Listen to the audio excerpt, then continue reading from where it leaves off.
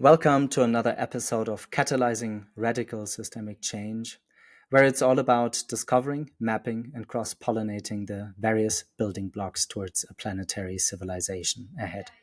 So, what do I mean with a planetary civilization? Well, I certainly mean that we're on the cusp, the threshold of discovering, as individuals and as collectives, that we're the dominant species on this planet. And we're not really caring that well for it, for the many generations that hopefully can follow us on this beautiful planet called Earth afterwards.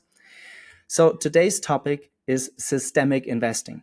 But I don't want to nitpick on language here. So when we look at how investing has developed over a time stream, and you take that time stream and you look at it through a bell curve, there's some terminology. Some people call themselves impact investors. And what I want to discover today with Giannandrea, or G, the founder of FVTURA, is like, what's the next wave of impact investing that we can truly create ecosystems for lasting impact that try to create on a code level, on a very fundamental level, how systemic investing is done. So, like always in my podcast, super grateful to meet in this virtual room in between Guatemala and Tuscany in Italy with you, G.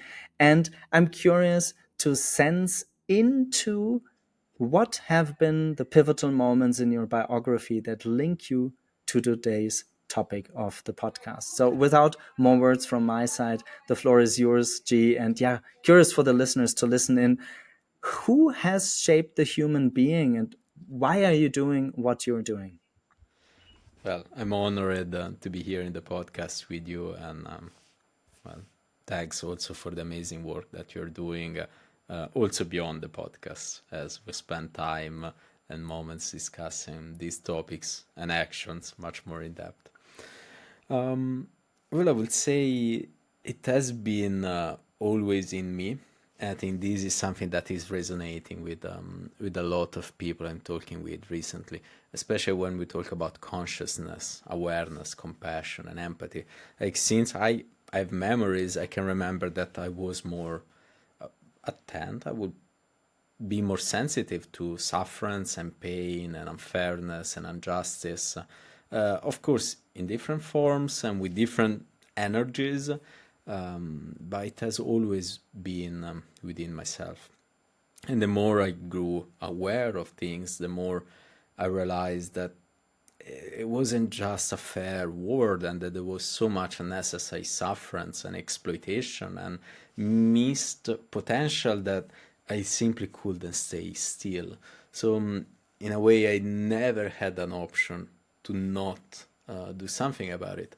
And then recently I came across the concept of Dharma in the old Sanskrit way, the way they intended, which is basically is the fulfillment of your own competences and capacities at the service of a greater responsibility.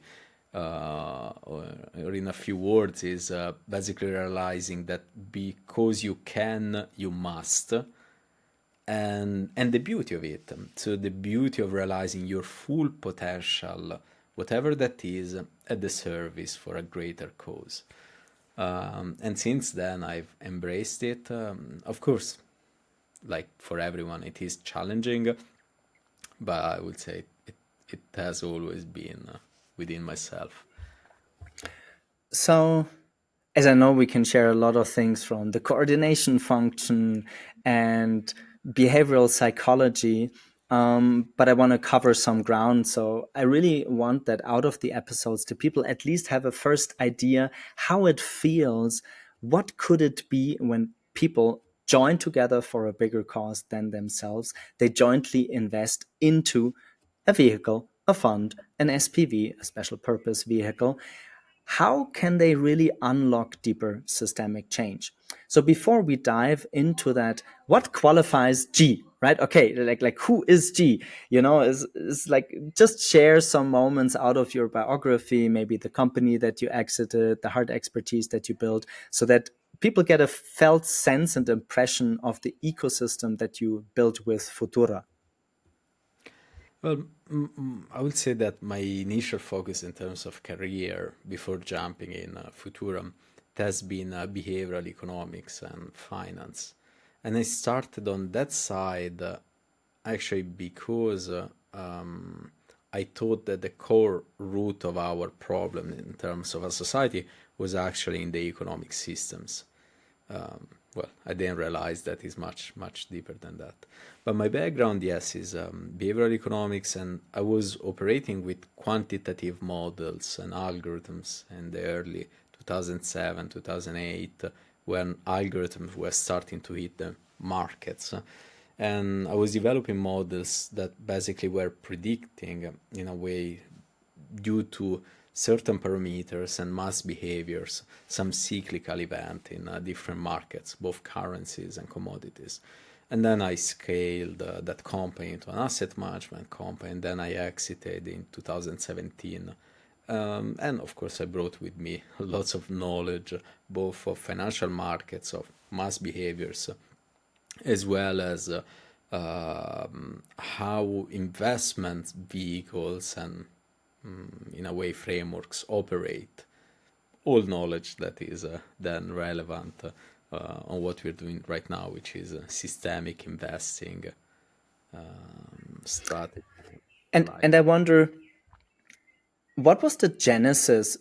Was there a pivotal moment that made you realize, before the exit, during the exit, to build something bigger, to like kind of consciously take your dharma and build Futura?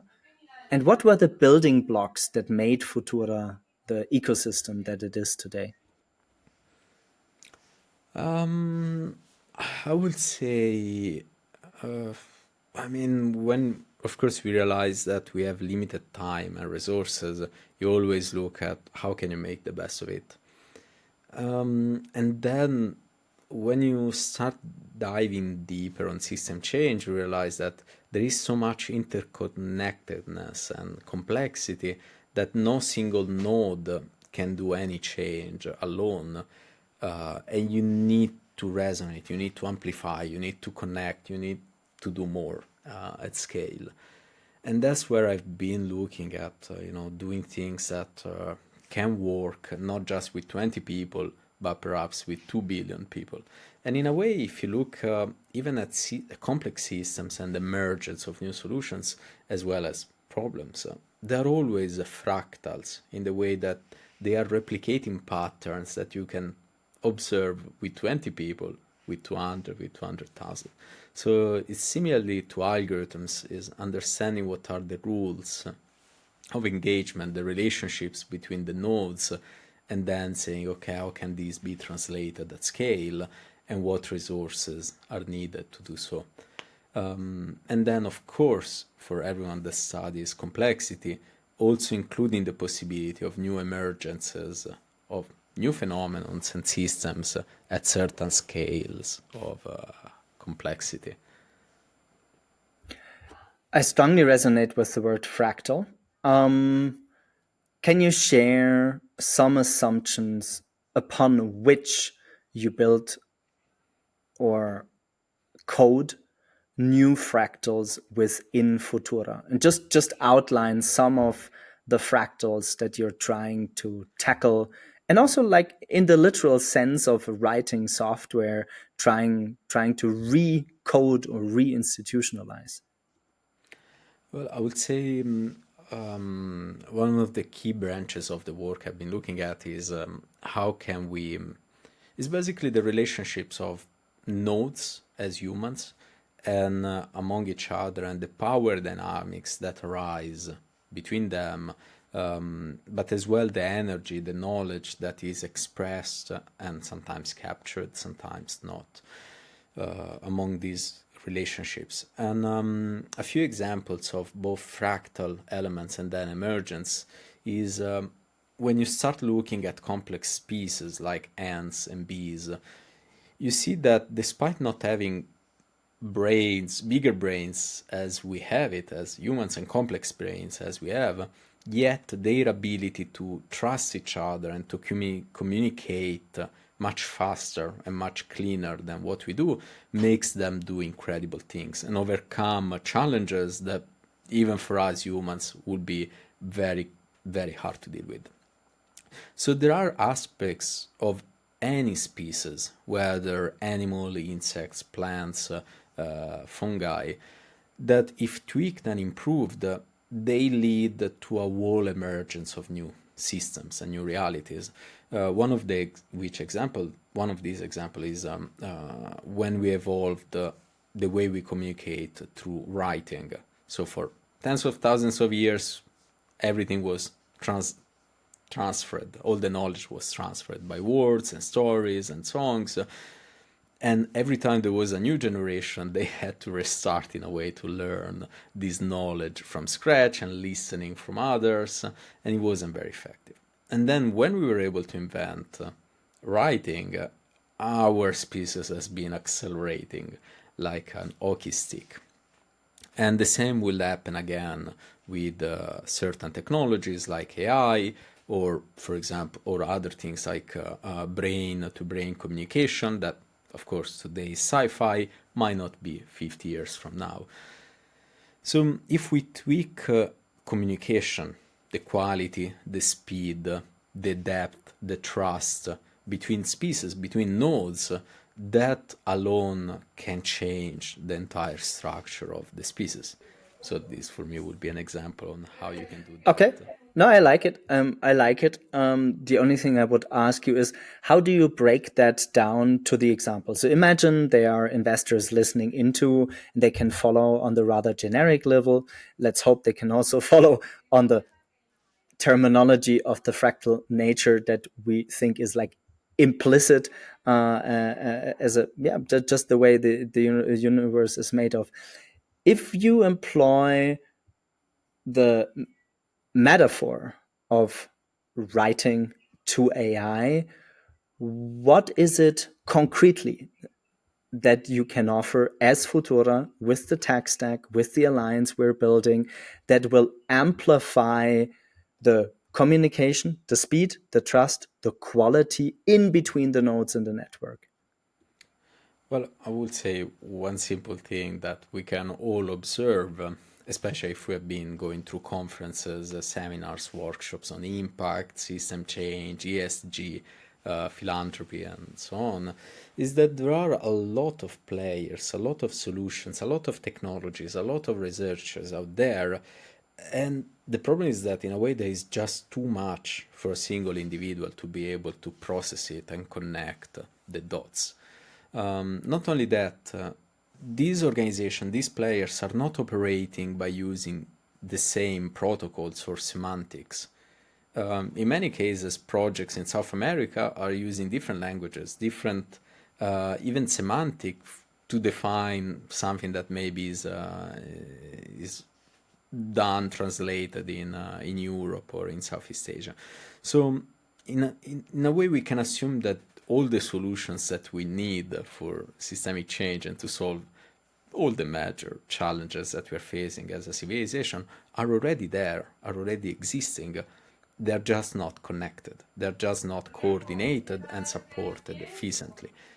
So we know that there is a tremendous overlap of resources. Hundreds of entrepreneurs trying the same things in parallel over and over.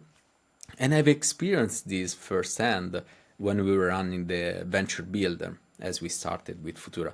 And one of the technologies we came across like 5 times in 3 months was producing animal feed through the black soldier flies. And we met 5 founders doing the same exact things. They didn't know about each other in different parts of the world, coming and pitching us the same thing. And I was like, I know, because coming from the financial side, I know that maybe one of them will receive capital, 9 will not receive, and that means that those 9 will fail and some of them will have to find a job and basically leave the impact space. And in general, there is so much overlap of efforts and wasted resources. So having technologies and platforms that allow us to map, to know what's existing out there, and then connect it with the right capital, with the right experts, with the right founders, with the right team, that alone is already massive. So you're not even changing the property of the node, you're just improving the relationship between them. Okay. So I hope for those listening into the podcast, they're familiar with platform economics. So, okay, I get you're building a multi-sided platforms. You're trying to map, let's say, the deal flow to stay in that specific language because it's a podcast on systemic investing or system change finance.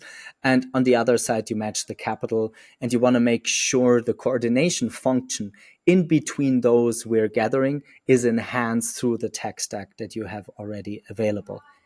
Again, there, dear G, don't you think that the big institutions out there, the impact investing networks, the institutional investors, I don't know if family offices, but certainly more complex social organisms out there are doing pretty much the same? I know what strikes me, you're building all of that open source. So, one of the first takeaways of this episode should be what is ideally pre-competitive infrastructure? Where is it in the enlightened self-interest of those joining the alliance on system change finance to build pre-competitive infrastructure? Because not everybody will build everything open source.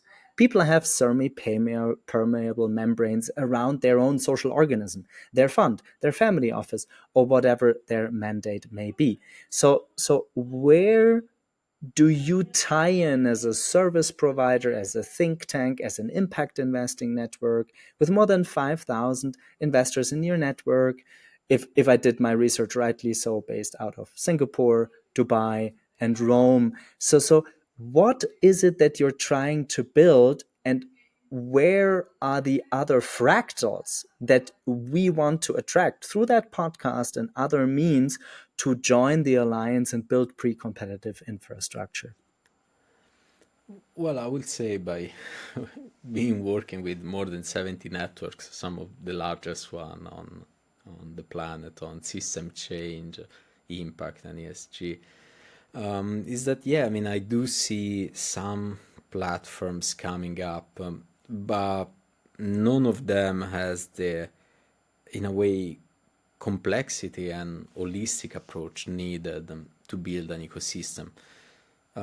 They tend to focus only on one specific thing, whether it's communication or capital mobilization or marketplaces. But in a way, what's needed here, we know, is almost creating a new OS for society, where you have communication, information, media, knowledge, narratives, funds, capitals, etc., all in one spot, because you cannot build an economic system or an economic network without all these key pieces. It wouldn't be an economic network, otherwise it would be just a social network or just a communication platform. And that's where all these organizations that I've been seeing and the platforms I've been seeing are operating. They just focus on one thing, which it makes sense from an investor perspective, but it does not make sense from economic perspective or civilization perspective, where things are much more complex. They are intertwined. You need the capital to be able to follow the information path, or vice versa. These things are not disjoined, and you cannot even ask an investor or a philanthropist to log in 20 different platforms. There is just too much noise, and we need to de-noise. We need to reduce the complexity in that sense. And all of this, in my opinion, it should be built non for profit and at the service of humanity. So it's infrastructure, public infrastructure, and it shouldn't be controlled from any single organization, but rather it has to be controlled by the community itself. And that's where some of the open source organization platforms that I work with or I got in touch with, in a way are failing to become interoperable, because they might be open source, they might be non-for-profit, which is already a niche of a niche, and yet they have a control system that is usually the founder and an oligarchy, 4 or 5 people calling the shots. And as we know, centralization at scale always leads to corruption or to a pressure point or a single point of failure. and that shouldn't happen. So that's my view on this infrastructure, and that's why we're building it. I mean, I wish someone else did it. Yeah, I mean, I'm just trying to figure out for the people to find their own meaning and sense making mechanisms within a very high level conversation. So you're the founder of FVTURA. It's a not-for-profit organization. You're connected to more than 70 impact investing networks. You have thousands of accredited investors in the network, some of which may join as strategic partners, some of which may join really as clients and want to educate themselves on systemic investing. So I'm trying to figure out in my own meaning making and sense making mechanism now, knowing you for a couple of months, how do we break that down to what is already there? What can people tie into and what do we want to build? So let's jump right into the middle of the podcast. We are going to launch the System Change Finance Alliance around Christmas, maybe New Year, and we want to gather the outstanding experts in the field and connect them globally to build pre-competitive infrastructure. Why do you think, again, I'm asking, what is the enlightened self-interest of a family office, of an impact investor, of an impact investing network, of a philanthropic institution to join that endeavor? Why does it make sense to build pre-competitive infrastructure? Well, I would say if they truly want to solve problems and elevate our civilization, and they want to do it effectively with already a limited amount of resources, then we need to find better ways of doing it, because anything that we have been doing so far has not been working. So, as Einstein said, it's foolish to expect different results by trying the same things over and over. And most of the activities from these conferences and networks and so on are just a repetition of power dynamics, ego dynamics, gatekeeper, not investing in things that are solving problems, but things that give returns, and perhaps they're just mitigating some aspect of the symptoms and not dealing with root problems. So if we really want to have a system change initiative and being effective with our own resources, we need to do things differently. Some of which is coordinating and collaborating. We cannot be in boxes with 700, 1,000 investors, projects, and industry experts and not being connected as a mycelium network. Because if we are scattered, separated, self-organized, well, we're not gonna make change, as we are gonna keep repeating the same mistakes over and over, and every new generation has to start from scratch and repeating the same mistakes. And also resources already scarce will not be flowing to build the bridges and the partnerships, but rather investing in one project rather than another, fostering the constant feelings and dynamics of competition against even projects that in theory are solving similar problems. So I would say, yeah, I mean, they should join if they truly want to resolve things in an effective and systemic way. And it doesn't mean that we have all the answers, because we don't. Nobody has. We know that we are navigating into the realm of we know that we don't know, and we don't know that we don't know. As well as a system change by design, it is complex and it is interconnected. So it's not easy even for an investor to deploy capital and, being like in the 17 SDGs or the IMM, impact measurement and management metrics, to be in a way having the vanity metrics of I'm solving this, I'm solving that. It's much more complex. When you're investing in system change, everybody's contributing to the change, and you never know what is the tipping point, what is the drop that makes things change, but you know that is the mix of everything. Is that expert, that capital, that money, that hub, that will lead the emergence of something new. But in a way, you need to be able to operate in a system, in an alliance that is willing to adapt, to learn, to move fast, and that is not stuck in the usual ego dynamics and power structure that personally I've been observing in pretty much any of these large networks I've been part of. And I've been voicing it transparently and loudly together with many others. Yeah, but I mean, I think this makes us very similar, but also the outliers, because calling the shots on very famous human beings and very exposed, well known brands.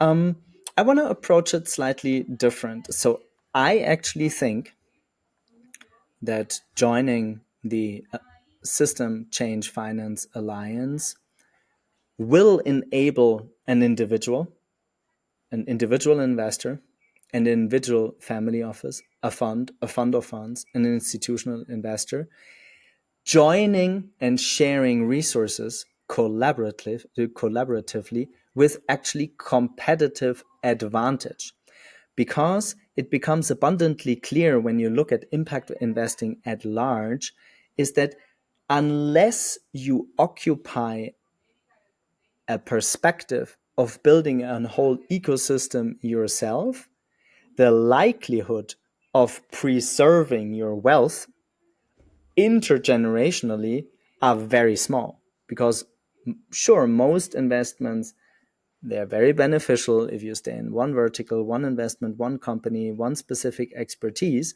But since we're in the middle of the biggest entangled polycrisis, multi-crisis, whatever we want to call it, and nobody really knows where and when and in which region on the planet and in which commodity and in which currency all these shocks will happen. I think at least my working assumption to joining you and to chipping in like substantial amounts of my time, resources, and network is really trying to figure that out together. So let's take a couple of examples, and I would like to maybe you can share a little bit about the background from Alex Alegria from Metalux. So what gets me excited is when you have a hard expertise from somebody that's in the mining sector, right, for decades, right? So, sure, he could simply say, I don't care about the future generations. The only thing I care is maximizing my ROI and trying to externalize as much as it's possible. But since you're working with him for multiple years, you could also like change your own perspective and see what's actually the lever that I have with my hard expertise, and also kind of leveraging on the own asset, which is owning a mining company, to figure out what are deeper systemic ways that the mining industry, instead of only being a problem, can drive the solution space. So maybe we're trying to approach the conundrum, right? Because when you don't know that you don't know, and it's like, sure, we're charting into uncharted territory, but there are already people who are strongly supporting you for many years. So yeah, curious, what would you share from his background? You don't need to speak for him, but you know him very well. What makes a guy like him interested in being part of that initiative and wanting to figure out how could be mining be a force for good? Well, I would say that I think a lot of us are are operating with two mindsets at the same time. One is, of course, the vision, a future that is more inclusive, supportive, where humanity thrives, where environments and humans are coexisting in harmony and thriving. But on the other side, we are also operating in a transition mindset where we deal with conflicts, even in our actions, even in our daily activities. We take a flight, we use the car, etc., etc. And this transition mindset, in a way, makes us focus on mitigating some of the symptoms that we can deal with today, from pollution to carbon emission to reducing microplastics or other chemicals or metals polluting the earth, the soil, the sea. And so, from what I can see by working with Alex, we have been really looking at this transition aspect. So, what can we do today with the resources that we have, with the network we have, with the influence we have, to already save potentially thousands of lives, and not just lives. You have ecosystems, you have nature, you have a lot at stake here, especially in the poly crisis that we are currently facing.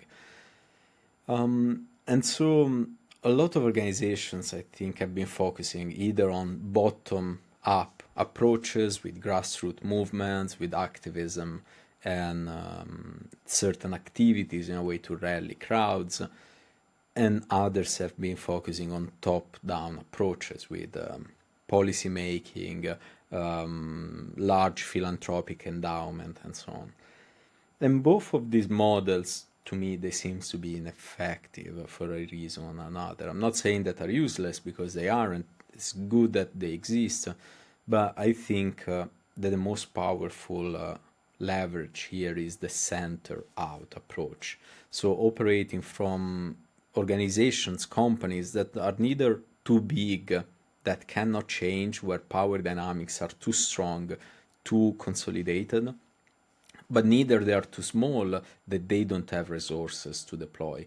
And if we look, for example, at Alex's company in the metal space, is positioned in a way that has both downstream and upstream influence.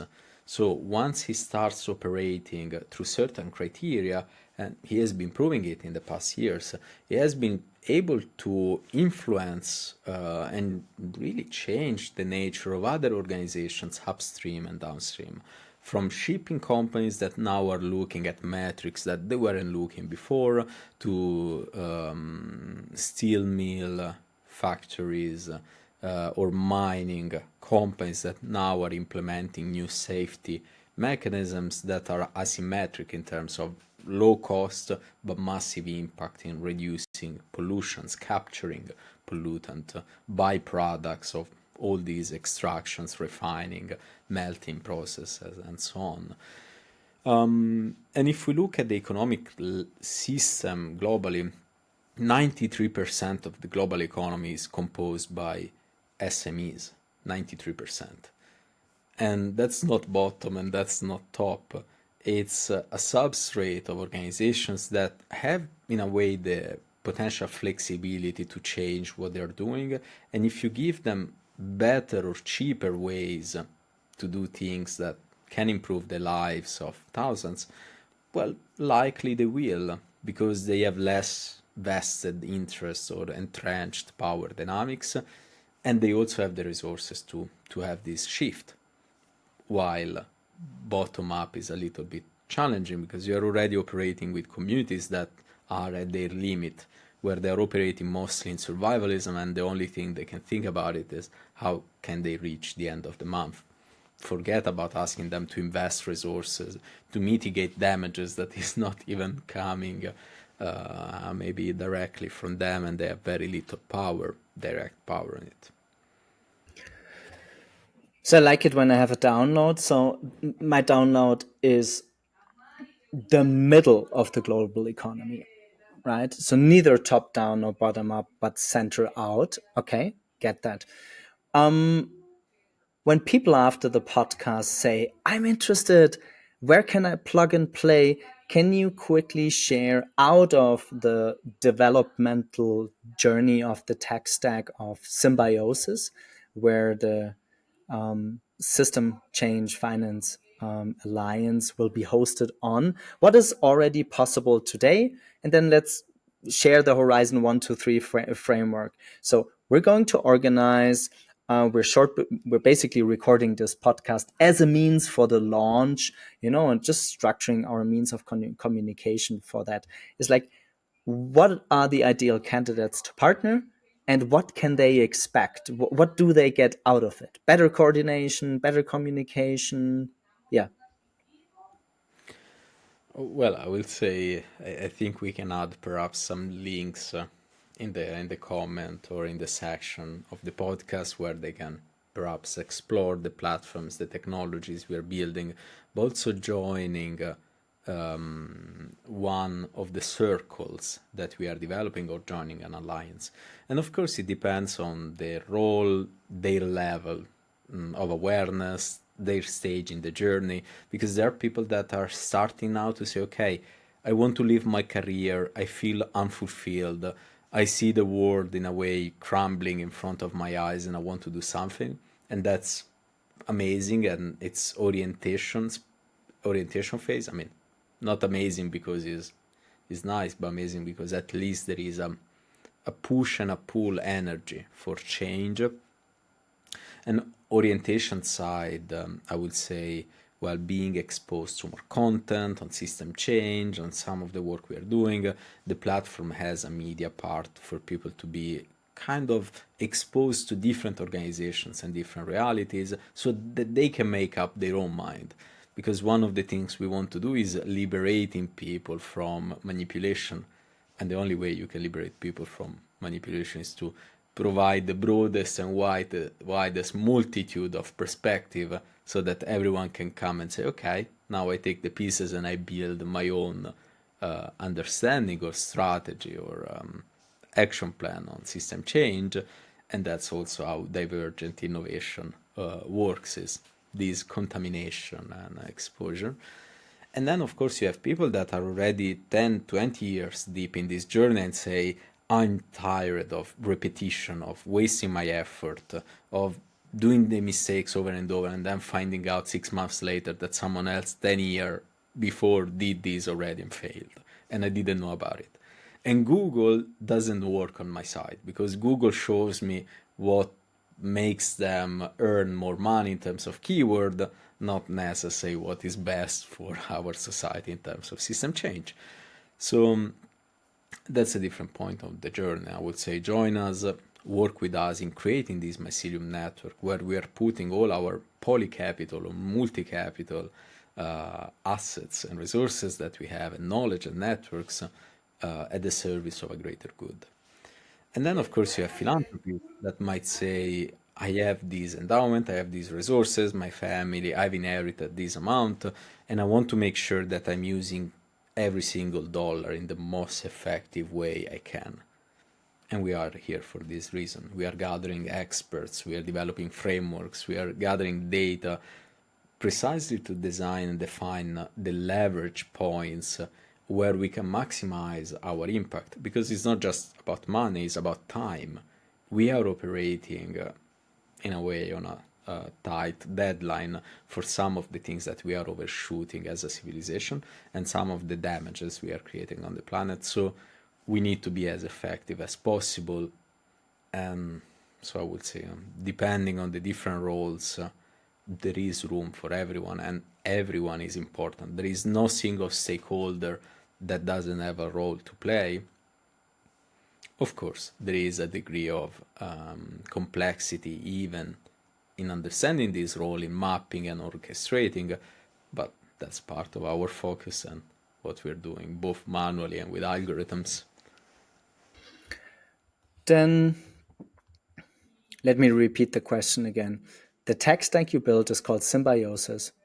What is the maturity of the tech stack, and what should people make excited if they log on to the platform, join the circle, join the alliance? It's like, what is possible? Because I know you built like algorithms and AI into the platform, and some of it is already built and some of it will be built into the future. So yeah, could you exemplify more where the platform is standing?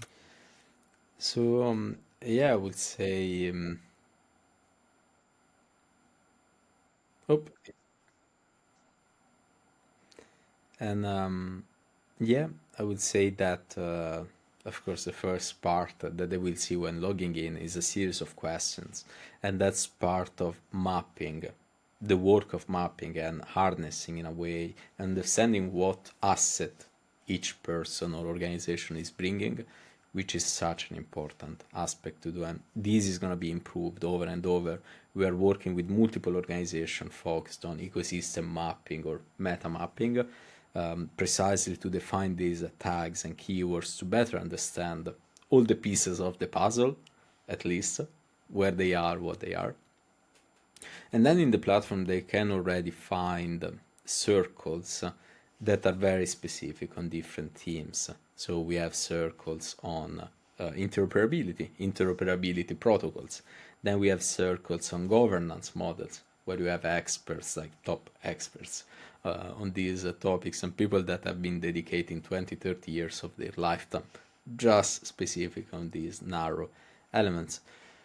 And all of this is powered by algorithms that are harnessing all this knowledge and creating a massive library that is not just passively sitting there, but with algorithms picking up this knowledge and then redistributing it based on what people need, based on their knowledge gap and knowledge journey that the platform understands and tries to understand from each single individuals.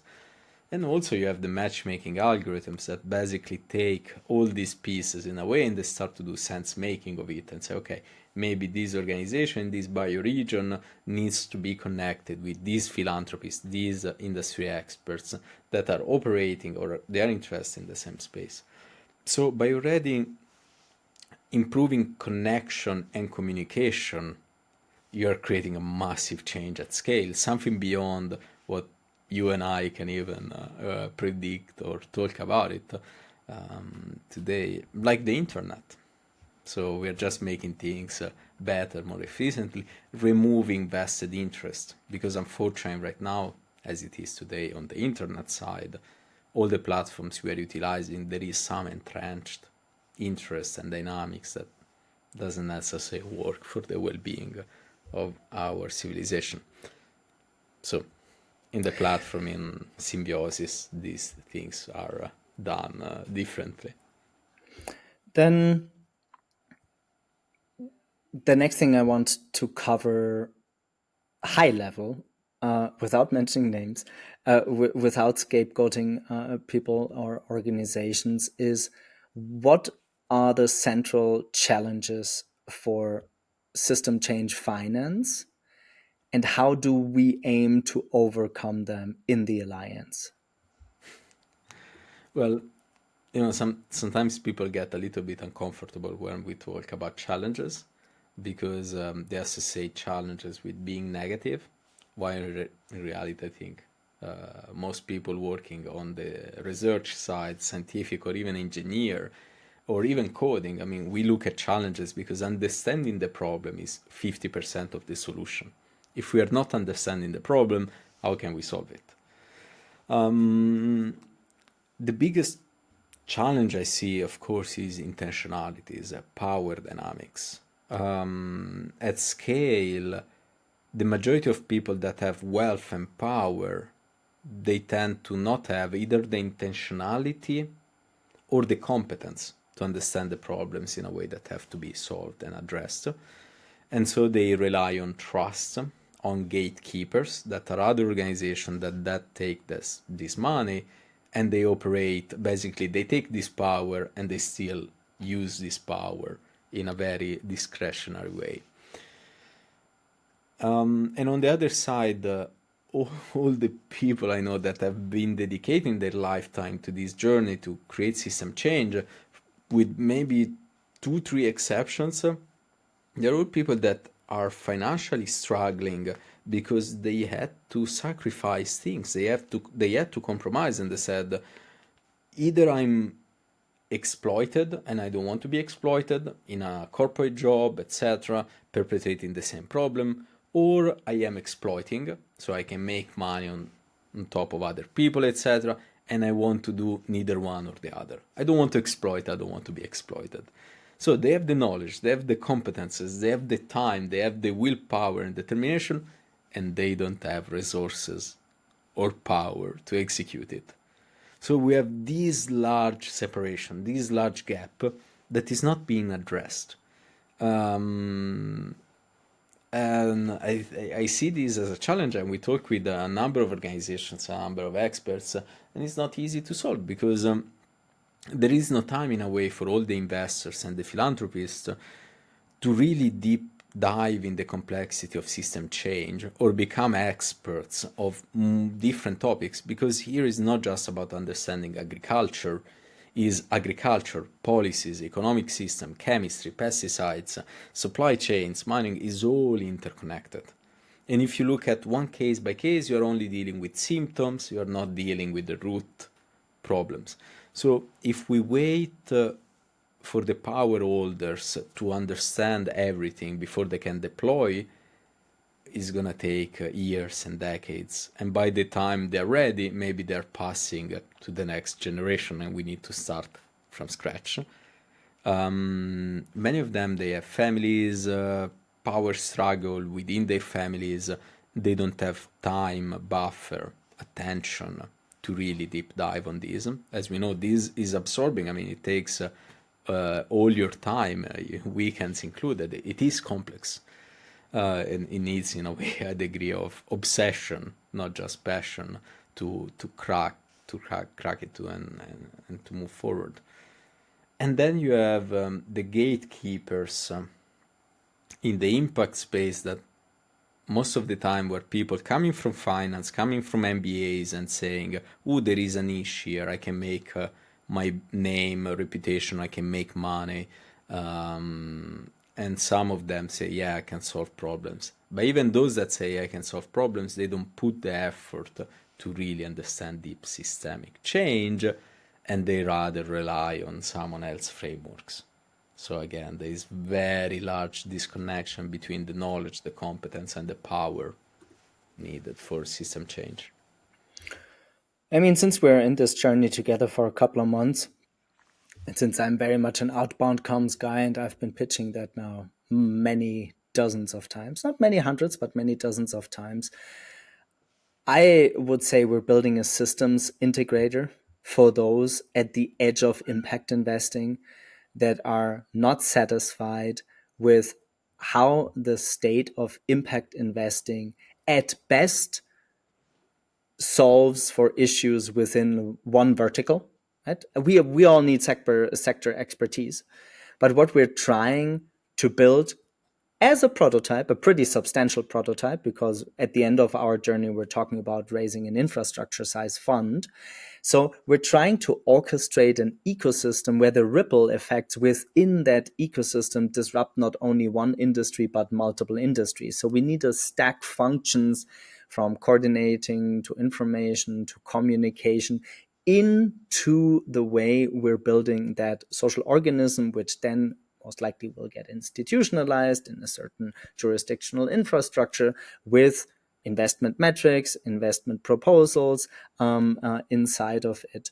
So let's put a crystal ball in the middle of us. We speak again in a year, and we speak again in 5 years. So the classical Horizon 1 and 2 framework. Let's leave Horizon 3 out for a moment, right? But what would make the Horizon 1 successful? And let's really be bold about it, right? So end of next year, we have either a joint SPV or a joint fund from family offices, investors, that deploy money into a framework for systemic change. What would the successful, the bold version of that look like? Well, I will say, based on the things we are testing and we are observing already, by then we will have proven that with algorithms and these platforms, we can multiply by X times the amount of information that we can process, the quality of the information, so discerning what is an opinion, what is a fact, what are hypotheses, and creating strategies that are so much more effective because they are specifically aiming at leverage points that then they can create a ripple effect of change in communities, bioregion, and societies. And on the other side, if we look again at the metaphor of the nodes, what we are doing with our work is not changing the nodes, although with elevating consciousness and improving narratives and exposure to information, we can also shape a little bit the growth of the nodes, but what we are focusing on are the synapses. So is basically the point of connection between the nodes. And if we look at power dynamics, power is only manifesting and exerting when there is a connection. If there is no connection, there is no power dynamic. There is no energy flow. There is no information flow. And so with what we are doing 1 year from now, we would have demonstrated that the new synapses in a way are making us work so much more efficiently and effective. We would have reduced the brain load and workload on single individuals and experts, the stress of having to follow up with 50, 100 people, not knowing which one will lead to a successful partnership or a capital raising. So we will shift a lot of this work on the algorithm side and on the vehicle side. So instead of having to raise project by project, create a vehicle and then having the algorithms indicate what are the most strategic ways to deploy it. Remove the gatekeeper, remove the intermediaries, remove the competition of these projects having to fight for convincing investors. So I think we can prove at least a baseline within 12 months. I like that. I would say that's my third download. So we're building a platform for system change finance to disintermediate power structures, tacit knowledge or hidden knowledge. We're amplifying the synapses in between the node, and we're trusting that the algorithms, machine learning, AI, is kind of just different words for the same things, filter out what is just an opinion, what are hard facts, what is hypothesis, which makes a robust, resilient ecosystem and actually strengthens, I would say, mid to long term, the robustness of the investment vehicle. So, coming towards the end of the podcast, I strongly believe in wishes. Okay, so once you are able to know what you wish for, and you connect it from the core of who you are to what you want to manifest, it's not only about wishing. I know we're both very much doers, but if we spread that podcast, like, who are the ideal alliance members from the multi-sided platforms? Like, who do we want to join with resources, money, time, expertise, deal flow? Yeah. Well, I would say, and that also connected to the 5 years window that we didn't jump into. I would say the first thing that you need is, of course, resources, because they can unlock more things than anything else. There are a lot of people I know that will jump on systemic change action right away. They can't because they need to pay their rental. They have a family, and they simply can't. There is no way around it today. So despite our work, not just on the digital platform, but also on the physical platform, from the 8th of December, we are going to be opening in Tuscany this hub for system changers, a place where people can, a residence where people can spend months at a time, co-create work without the same pressure, financial pressure and rat race in the capitals of the world. But of course, capital is what can enable so much. Unfortunately, I would say, because I wish it was something else. And of course, there are a lot of things that people can contribute with, which is knowledge, time, effort. But if you want to develop things, you need resources. If you want to build facilities, you need capital, software, hardware, etc. But that doesn't mean that it has to be $1 billion or $1 million. With the beauty of developing technologies and infrastructure like we are, is that people can contribute even $5, $10, $20, and everything adds up at the end of the day.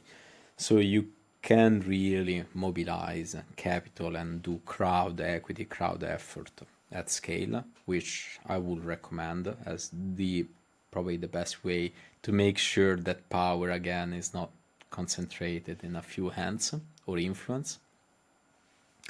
And then I would say the ideal people to join are the organizations, the gatekeepers, the influencers right now that are key central nodes in this establishment system, and that they want to shift the way they operate, giving away a little bit of power, but gaining more in terms of benefit, support, speed, and effectiveness. So give away control, a little bit of control for basically interoperability, collaboration, because otherwise it's purely competition, and competition is not solving the problem, is just making it worse. And so even in the 5 years window, I would say we would prove that collaboration can be so much more effective at scale at solving problem than the current self-organization siloed approach with this repetition of efforts and reinventing the wheel over and over. Yeah, let me come to my closing words. So, and then happy to pass the baton or talking stick, whatever we want to call it, back to you for closing words. So I strongly believe in the power of platforms. Ultimately, most of our economy will be platformized, and a kind of like an oddity that mainly because of gatekeepers' power structures, the way investing is organized is not yet platformized.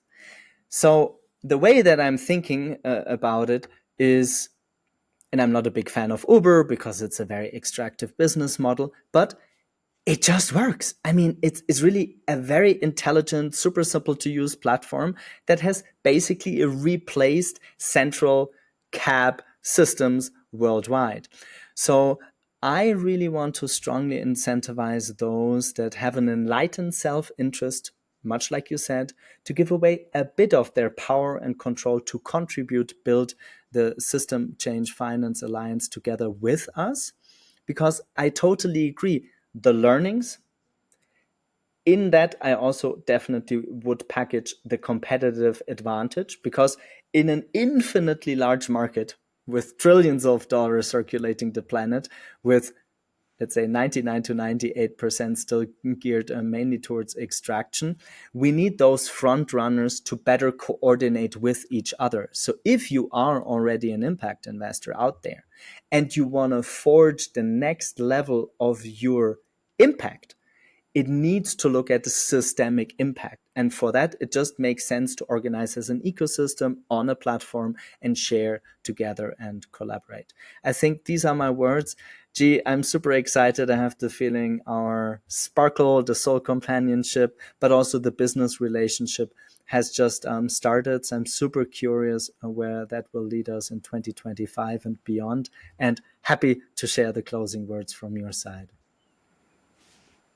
Thanks as well, and I'm super excited, and I'm very optimistic. It might not sound like, but I'm very optimistic. I mean, there's never been before a time where there is so many people activating and say, I can do something, I want to do something, and this is across border.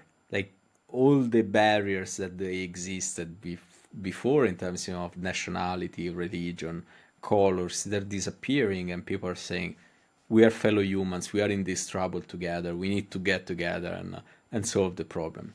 So from challenges, we will emerge successful. Of course, we need to be careful on the downsides and how many people will pay the price for this evolution and mitigate the number of lives as much as possible. And to your point about finance and the intermediaries, I think it's really also a matter of trust. And in a way, this is a segment where, given the uncertainty and the opacity and the complexity, understanding is more replaced by trust. So people trust the gatekeeper and they say, look, I don't understand it, I don't have the time, you do it for me. And the gatekeeper trust is based on track record, reputation, Harvard, Stanford, whatever, or JP Morgan and X pedigree in a way, which is not necessarily a good metrics, considering that what is coming is not going to be linear. It's not going to be related to the past. It's something much more complex than this. And so what I would suggest in a way and recommend is to the gatekeeper themselves and the influencer to start doing the right thing, which is looking at the complexity and the interconnectedness and breaking the silos and breaking these dynamics of power and control. And of course, also to the wealth holders in saying there is a path here, the one that we are all in a way shaping, which is a clear path in a way for system change. I mean, it's not rocket science what we are doing. Yes, it is complex, but it can be understood, it can be learned, it can be observed. Maybe not enough to be at the edge, pioneering, but enough to be supporting and leaders from behind and say, I see the work, I see the action being done, and I want to accelerate it. I think that is, I would invite definitely all the players in the space to kind of shift gear in that sense, because it's needed. Yeah, thanks so much. Let's shift gears together. Gee, this was an amazing conversation. We covered some ground. Thanks for making yourself available, and thanks for the conversation. Thank you as well, Alistair. Looking forward for the next session and episode.